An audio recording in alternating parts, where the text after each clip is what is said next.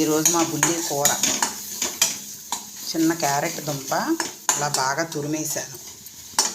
Just ఒక పచ్చిమిర్చి వేసానా లేదా అని బాగా లేతకాయ ఏంటంటే బాగా చిన్న చిన్న పీసులు అంటే వాళ్ళ నోటికి తగలలేనట్టుగా అన్నంలో కలిసిపోయి కొంచెం పసుపు,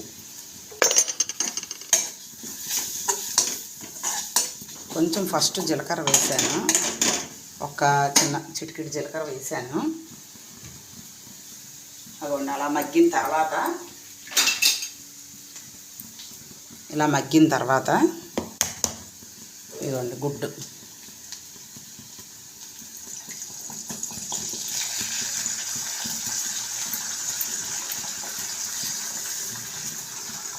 ఇలా గుడ్డు వేసాను.